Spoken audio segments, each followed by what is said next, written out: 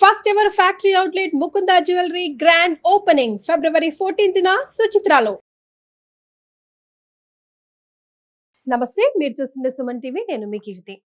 మాఘ అమావాస్య వస్తుంది కదా, మరి ఈ రోజు యొక్క విశిష్టత ప్రాముఖ్యత గురించి మనకు తెలియజేయడానికి ప్రముఖ ఆస్ట్రాలజర్ బ్రహ్మశ్రీ నందిమట్ల శ్రీహరి శర్మ గురుగారు ఉన్నారు. నమస్తే గురుగారు. వాగర్థావివ సంపృక్తో వాగర్థ ప్రతిపత్తయే జగతః పితరౌ వందే పార్వతీ పరమేశ్వరౌ.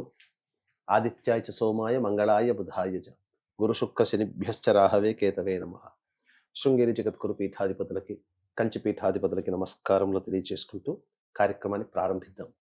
గురుగారు, నిజానికి మీ పుణ్యమా అని ఈ మాఘమాసం అంతా దైవ కార్యక్రమాల్లో ఆధ్యాత్మిక చింతనతోనే గడిచిపోయింది. ముఖ్యంగా మాకైతే అసలు మాఘమాసం విశిష్టత గురించి మీ ద్వారానే 100కి 100% తెలుసుకొని ఈ రోజుల్ని సద్వినియోగం చేసుకొని జీవితంలో అంతో ఎంతో పుణ్యం సంపాదించుకున్నామా అనిపిస్తుంది. ఇక చివరిగా మాఘ అమావాస్య వచ్చేస్తుంది కదా, మరి ఈ రోజు అసలు ఏం చేయాలి, ఈ రోజుని ఎలా స్వస్తి పలకాలి ఆధ్యాత్మికంగా తెలియజేస్తారా? తప్పకుండా.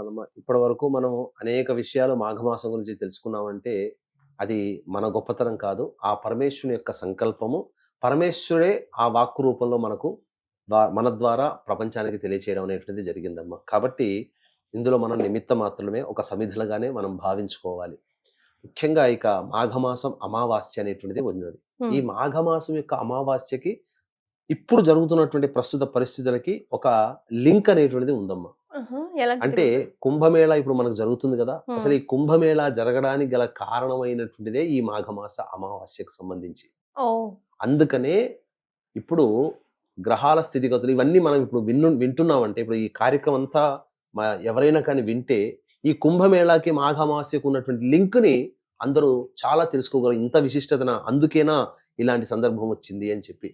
ఏంటనంటే పూర్వము దేవతలందరూ కూడా ఇంద్రుడితో సహా విజయ గర్వంతో వచ్చినటువంటి మునీశ్వరులని చులకనగా చూసేవాళ్ళు. ఎవరిని చూసినా దూర్వాస మహాముని మెప్పించలేరు. ఆ దూర్వాస మహాముని కూడా దూషించేసరికి అప్పుడు కోపం పట్టలేక మీరందరూ కూడా కృషించిపోవుగాక అని చెప్పి శాపం ఇచ్చేసేసారు. ఆ తదనంతరం వాళ్ళందరూ బలహీనం అయిపోయారు. ఇక వాళ్ళలో ఏ శక్తి లేకుండా అయిపోయింది. ఇదే అదనంగా చూసి రాక్షసులు వచ్చి వాళ్ళని ఆక్రమించడం, స్వర్గాధిపత్యం రాక్షసుల చేతిలోకి వెళ్ళిపోయింది. దిక్కు తోచకుండా దేవతలందరూ భూలోకంలో ఎక్కడ పడితే అక్కడ తిరుగుతూ ఉండి వాళ్ళకు ఏం చేయాలో తెలియక అగమ్య గోచరమైనటువంటి సందర్భంలో బ్రహ్మ విష్ణు మహేశ్వరుల దగ్గరకు వచ్చి వాళ్ళ గోడు పోసుకున్నారు. వేసుకున్న తర్వాత ఆ విధంగా అప్పుడు విష్ణు భగవానుడు ఒక చక్కటి ఉపాయాన్ని తెలియచేశాడు. క్షీరసాగర మథనం అంటూ చేయండి, అమృతం ఉద్భవిస్తుంది, అమృత పానం చేసే పంచే బాధ్యత నాది అని చెప్పి దేవదానులందరినీ కూర్చోబెట్టి చక్కగా అందరినీ ఒప్పించి వాళ్ళందరి చేత ఈ యొక్క క్షీరసాగర మథనం అనేకమైనటువంటి వస్తువులు బయటపడ్డాయి. అందులో అమృతం ఆఖరణ బయటపడింది. ఈ అమృతాన్ని మాకు కావాలని దేవతల రాక్షసులు బాధలు ఆడుకుంటుంటే ఇదే అదనుగా భావించి ఇంద్రుని కుమారుడు అయినటువంటి జయంతుడు తీసుకొని ఆకాశానికి ఎగిరిపోతాడు. ఇంద్రుడు కుమారుడు పట్టుకున్నాడు అమృత కలశాన్ని అని చెప్పేసి ఇక రాక్షసులందరూ ఒకవైపు, దేవతలందరూ ఒకవైపు పెనుగులాట సాగింది. ఆ కలశాన్ని పట్టుకున్నటువంటి జయంతుని దగ్గర ఆ పెనుగులాటలో 4 చుక్కలు, అమృతం చుక్కలు 4 ప్రదేశాలు, నాసిక్కు, ఉజ్జయిని, హరిద్వార్, ప్రయాగ. ఇప్పుడు కుంభమేళ ప్రయాగ జరుగుతుంది. ఎందుకు అనంటే ఈ యొక్క అమృత కలశాన్ని ఎక్కడ కూడా కింద పడిపోకుండా 4 గ్రహాలు అనగా చంద్రుడు, బృహస్పతి, శని, రవి, ఈ 4 గ్రహాలు ఆ అమృత కలశాన్ని కాపాడాయి. అందువల్లనే ఈ 4 గ్రహాల యొక్క స్థితిగతులు ఉన్నప్పుడు మాత్రమే కుంభమేళ, అర్ధ కుంభమేళ, పూర్ణ కుంభమేళ, మహాకుంభమేళ అనేటువంటివి చేయడం అనేటువంటిది ఆచారంగా వచ్చింది. కాబట్టి ఈ విధంగా ఈ సంబంధించినటువంటి ప్రయాగ క్షేత్రంలో కూడా శివరాత్రి రోజుననే ఆఖరుగా.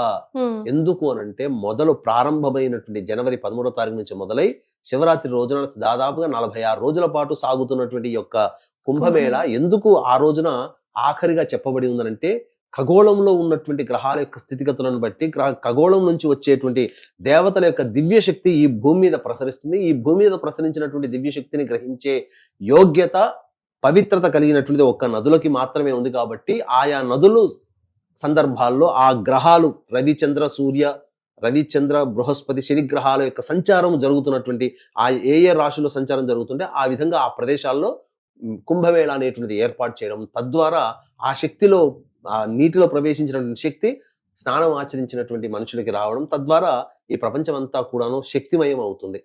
అందుకనే పవిత్రులు ఎవరంటే పాపాలు పోగొట్టుకున్నారని కాదక్కడ, వాళ్ళకి సంబంధించినటువంటి కర్మదోషాలు, గత జన్మ కర్మదోషాలు ఈ యొక్క కుంభమేళాలో స్నానం ఆచరించడం వల్ల తొలగిపోతున్నాయి. ఇక మనం గమనించుకున్నట్లయితే ఇటువంటి దివ్యమైనటువంటి శక్తి కలిగినటువంటి ఆఖరి రోజుగా మనకి ఇప్పుడు ఉన్నటువంటి మాఘ అమావాస్య 27వ తారీఖు రోజున వరకు అని మనం చెప్పవచ్చు. కాబట్టి అటువంటి అమావాస్య రోజున ప్రధానంగా చేయాల్సిందల్లా శివరాత్రి ఏ విధంగానైతే మనం చేస్తున్నామో ఆ విధంగా కూడా మనం ఆ రోజున నియమాల్ని పాటించాలి. అమావాస్య కాబట్టి ఉపవాసం ఉండాలి, బ్రహ్మచర్యం ఉండాలి, దాంపత్యం పనికిరాదు, మాద్యపానము, మాంసాహారము, ధూమపానము, అటువంటి వ్యసనాలకన్నీ కూడాను శివరాత్రి రోజున ఏ విధంగా ఉంటామో శివరాత్రి వెళ్ళిన 27వ తారీఖు రోజున కూడా ఉంటాము. అయితే అమావాస్య 28వ తారీఖు వరకు ఉంది కదా అని చెప్పి చాలా మంది ఉంటుంటారు. అమావాస్యకి ప్రమాణం ఏంటంటే మధ్యాహ్నం అపరాహ్నం వరకు కూడా అమావాస్య ఉంటేనే అది పూర్ణంగా అమావాస్యంగా చెప్పబడి ఉంది. 28వ తారీఖు రోజున ఉదయం 6:15 వరకు మాత్రమే అమావాస్య ఉంది కాబట్టి మధ్యాహ్నానికి లేదు. కాబట్టి 27వ తారీఖు రోజునే అమావాస్య. చతుర్దశి ఉదయం 8:15 వరకు ఉన్న చతుర్దశి వెళ్ళిన తర్వాత మధ్యాహ్నము సూర్యాస్తమయము అంతా కూడా 27వ తారీఖు రోజునే ఉన్నటువంటి సందర్భంగా 27వ తారీఖు రోజునే మాఘ అమావాస్యగా భావించి ఆ రోజున కూడా ఈశ్వర ప్రీతి కోసమే అభిషేకములు అనేటువంటివి చేసుకుంటే ఇంకా విశేషం. ఎందుకనంటే మనము శివరాత్రి రోజున అనేక పంచాంగములు అంటే తిథివార నక్షత్ర యోగ కరణాల్లో ఉన్నటువంటి విధానాల్లో శివయోగం అనేటువంటిది కూడా ఒకటి. ఆ శివయోగం అమావాస్య కలిసి రావడం, అందున శివరాత్రి వెళ్ళిన తర్వాత వచ్చే అమావాస్య కాబట్టి వెంబడే వచ్చేటువంటి రోజు కాబట్టి మహా అద్భుతమైనటువంటి యోగంగా చెప్పబడి ఉంది. ఇటువంటి రోజున మానవులు కొన్ని నియమాలు గనక పాటించున్నట్లయితే పితృదోషం నుంచి విముక్తి అవుతారు, సంకల్పం నెరవేరుతుంది, అన్నిటికంటే మించి చక్కటి యోగ్యమైన జీవితాన్ని పొందుతారు. కర్మదోషాలు ఏమన్నా ఉంటే అమావాస్య రోజున చేసినటువంటి పనుల వల్ల కర్మదోషాలు తొలగిపోతాయమ్మా. కాబట్టి కొన్ని నియమాలు పాటిస్తే మంచిది. గురుగారు, అంటే ముఖ్యంగా ఈ శివరాత్రి రోజు ఈ కుంభమేళాలో మనం స్నానం ఆచరించే వాళ్ళు పాటించవలసిన నియమాలేంటి? అక్కడ నుంచి కుంభమేళా నుంచి వాటర్ తెచ్చి అందరికి ఇస్తా ఉన్నారు గురుగారు ప్రసాదం లాగా, అవి తీసుకోవచ్చా?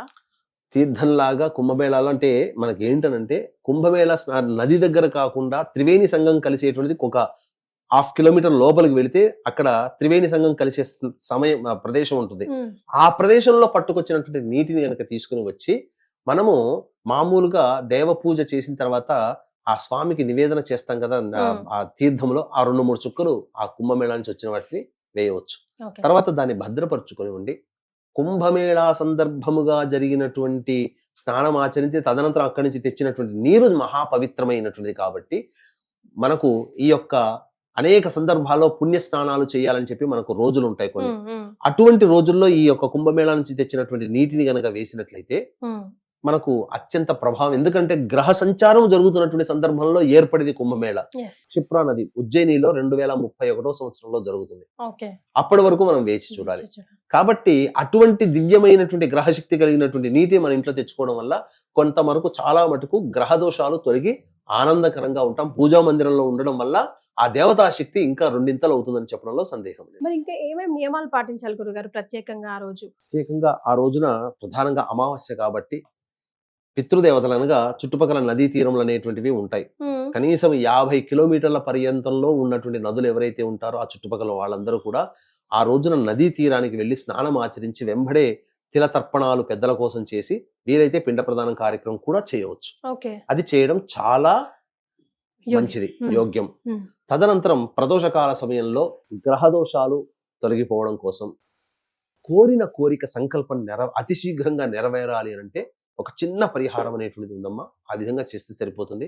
వీక్షించేటువంటి ప్రేక్షకులకి గమనిక, ఈ యొక్క మహాశివరాత్రి సందర్భంగా జాతకరీత్యా కలుగు విద్య, వివాహ, ఉద్యోగ, దాంపత్య, సంతాన, అనారోగ్య సమస్యల నివారణకి సర్వదోష నివారణ పూజలు, హోమాలు, అలాగే గత జన్మ కర్మదోషాలు ఉంటే ఈ జన్మల్లో సమస్యలు అనేటివి బాధిస్తాయి కాబట్టి కర్మదోష నివారణ తిల హోమాలు, మరియు 2025వ సంవత్సరం మొత్తం అన్ని రాశుల వారికి శని ప్రభావం ఉంటుంది కాబట్టి శని దోష నివారణ పూజలు, హోమాలు అనేటివి పర్ హెడ్ 3,100 రూపాయలకి ఫిబ్రవరి 26 మరియు 28వ తేదీన జరిగేటువంటి హోమాలి కార్యక్రమాల్లో జరపబడతాయి. అలాగే శివరాత్రి రోజున రుద్రపారాయణాలు, అభిషేకాలు అనేటివి జరపబడతాయి. కావున ఈ యొక్క కార్యక్రమంలో సభ్యులుగా చేరేటువంటి వాళ్ళు కార్యక్రమ తదనంతరం కాంటాక్ట్ చేసి మీ గోత్రనామాలు నమోదు చేసుకోవచ్చు.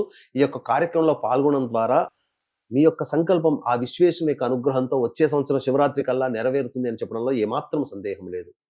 ఇక ఆ రోజున గురుగారు ప్రధానంగా గురుగారు మాఘ అమావాస్య రోజు మనం ఎలాంటి నియమాలు కానీ ఎలాంటి పూజలు కానీ విశేషంగా చేస్తే గనక రాబోయే ఉగాది లోపలే మా సంకల్పం నెరవేరిపోవాలి గురుగారు. ఎందుకు అని అంటేనమ్మా ప్రధానంగా మాఘ అమావాస్య రోజున శివయోగం అనేటువంటిది రాత్రి 11:57 వరకు ఉంది. కాబట్టి శివయోగం ఉన్నటువంటి సందర్భంగా మనము ఆ శివయోగం ఉన్నప్పుడు తర్పణాది కార్యక్రమాలు స్నానం ఆచరించి, నది లేని వాళ్ళు ఉంటారు, నదుల నుంచి తెచ్చుకున్నటువంటి నీటిని చుక్కలుగా వేసి స్నానం ఆచరించిన చాలమ్మ. ఆ విధంగా ఇంట్లోనైనా తర్పణాది కార్యక్రమాలు చేయవచ్చు. ఇక తదనంతరం సాయంకాలం ప్రదోష కాల సమయం సూర్యాస్తమయం కంటే ముందే వెళ్ళి రావి చెట్టు చుట్టూ శివాయ నమః అంటూ 27 ప్రదక్షిణలు చేసి ఆ రావి చెట్టు దగ్గర మీరు అంటే ఎవరైనా కానీ ఆవు నేతితో దీపారాధన చేసి 5 రకాల స్వీట్లు నైవేద్యంగా పెట్టి వచ్చినట్లయితే, వెనక్కి తిరిగి చూడకుండా ఇంటికి వచ్చినట్లయితే సంకల్పం అతి శీఘ్రంగా నెరవేరుతుంది. అంతేకాకుండా శని దోషం తొలగిపోవాలంటే రావి చెట్టు దగ్గర సూర్యాస్తమయం కంటే ముందే తిలలు ఒక రాశిగా పోసి ఆ తిలల్లో నువ్వుల నూనెతో 8 ఒత్తులతో నువ్వుల నూనెతో దీపారాధన, నల్లబట్టను కత్తిరించి ఒత్తిగా చేస్తే సరిపోతుంది. 8 ఒత్తులు దీపారాధన చేసి వెనక్కి తిరిగి ప్రదక్షిణ చేసి వెనక్కి తిరిగి చూడకుండా ఇంటికి వస్తే కూడా శని దోషాలన్నీ కూడా శాంతిస్తాయి. నల్ల నువ్వులమ్మ రాశిలాగా ఒక రాశిలాగా ఒక 1/4 కిలోనో తీసుకుని వచ్చి లేదా 100 గ్రాములు పెట్టి దాని మీద దీపారాధన చేసి 8 ఒత్తులతో దీపారాధన. ఇక రాగి చెంబులో నీటితో ఆ యొక్క రావి చెట్టు మొదట్లో వేసి వచ్చి ఆ రావి చెట్టు దగ్గర సంకల్పం చేసుకుని మూలతో బ్రహ్మరూపాయ, మధ్యతో విష్ణవే నమః, అగ్రతో శివరూపాయ అని చెప్పి నమస్కారం చేసుకుని ఇంటికి తిరిగి వస్తే ఖచ్చితంగా మీరన్నట్టు ఉగాది లోపల వాళ్ళ సంకల్పం కదులుతుంది, నెరవేరుతుంది. సో గురుగారు చెప్పింది విన్నారు కదా, చాలా చిన్నది, ఎవరైనా చేసుకోవచ్చు, చిన్న పిల్లల నుంచి పెద్దవాళ్ళ వరకు. డెఫినెట్ గా ఈ రోజుని సద్వినియోగం చేసుకొని మనం అందరం ఉద్ధరించబడాలని మనస్ఫూర్తిగా కోరుకుంటుంది సుమన్ టీవీ. చాలా సంతోషం గురుగారు, ధన్యవాదాలు. సర్వం శ్రీ ఉమామహేశ్వర పరబ్రహ్మార్పణమస్తు.